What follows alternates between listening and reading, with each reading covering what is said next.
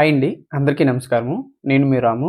మీరు చూస్తున్నారు Ram Naidu vlogs YouTube channel. నేను గత వారం అయితే ఢిల్లీకి అయితే దసరా హాలిడేస్కి ఫ్యామిలీతో పాటుగా వెళ్ళొచ్చాను. అక్కడైతే నేను చాలా ఫేమస్ అయినటువంటి ప్లేసెస్ అయితే విజిట్ చేయడం అయితే జరిగింది. ఆ ప్లేసెస్ ఏంటి, వాటి యొక్క ప్రాముఖ్యత ఏంటి, వాటి యొక్క చరిత్ర ఏంటి, సంస్కృతి సాంప్రదాయం ఏంటి, వాటి యొక్క గొప్పతనాలు ఏంటి, ఈ వీడియోలో అయితే మనమైతే తెలుసుకుందాము. లాస్ట్ వరకు అయితే ఈ వీడియోని అయితే చూసే ప్రయత్నం అయితే చేయండి.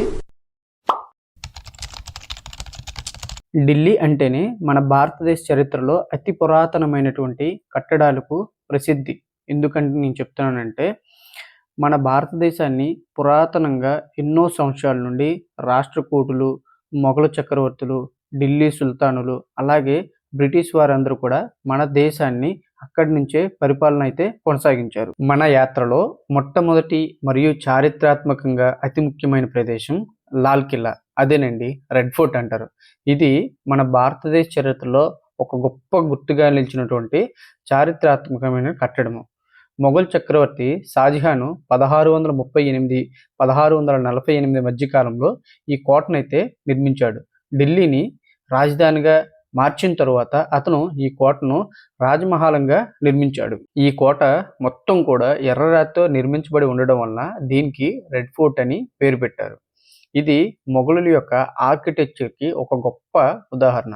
కోట యొక్క పొడవు అయితే సుమారు 2 కిలోమీటర్ల వరకు ఉంటుంది. అలాగే వీటి చుట్టూ ఉండే ఎత్తైన గోడలు 18 మీటర్ల వరకు ఉంటాయి.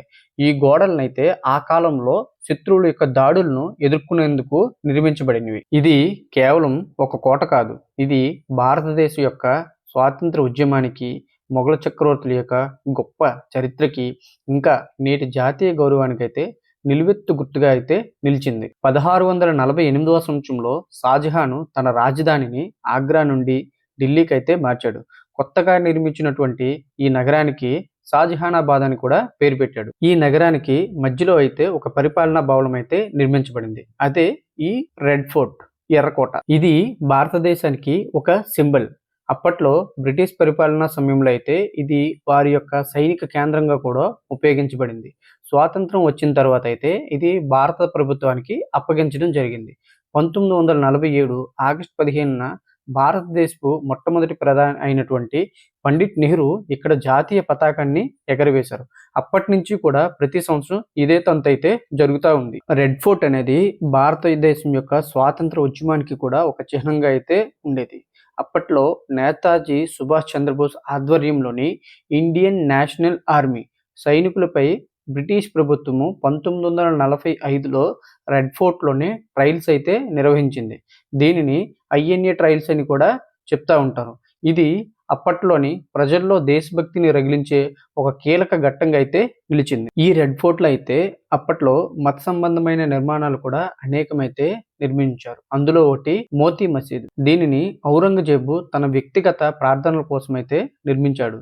మసీదు మొత్తం కూడా తెల్ల మార్బుల్స్ అయితే నిర్మించబడి ఉంటుంది.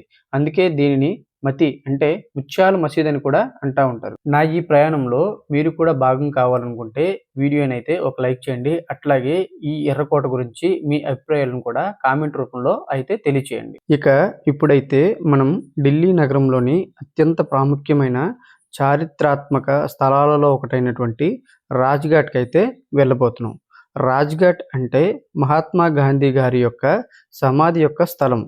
భారత స్వాతంత్రోద్యమానికి ప్రాణం పోసినటువంటి మహానుభావుడికి ఇది స్మారకంగా నిర్మించబడినటువంటి ఒక స్థలం. ప్రతి సంవత్సరం కూడా జనవరి 30న అంటే గాంధీజీ వర్ధంతి రోజున దేశ ప్రధాని, అట్లాగే రాష్ట్రపతి, అలాగే విదేశీ ప్రజాప్రతినిధులు ప్రత్యేకంగా హాజరై నివాళులు అర్పిస్తూ ఉంటారు. ఇది కేవలం ఒక సమాధి మాత్రమే కాదు, గాంధీజీ యొక్క సిద్ధాంతాలను ప్రతిబింబించే శాంతి ప్రదేశంగా అయితే ఉంటుంది. పచ్చని మైదానం మధ్యలో ఉన్నటువంటి సింపుల్ బ్లాక్ మార్బుల్లో గాంధీ సమాధి అయితే కనిపిస్తుంది. అలాగే పక్కన శాశ్వత జ్యోతిని వెలిగించి ఉంచుతారు. ఇది గాంధీజీ యొక్క ఆత్మకు శాశ్వతమైనటువంటి మార్గదర్శిగా అయితే భావించబడుతుంది. ఇప్పటి వరకు మన ఛానల్ని ఎవరైతే చూస్తున్నారో వాళ్ళైతే మన ఛానల్ అయితే ఒక సబ్స్క్రైబ్ అయితే చేసేసుకోండి.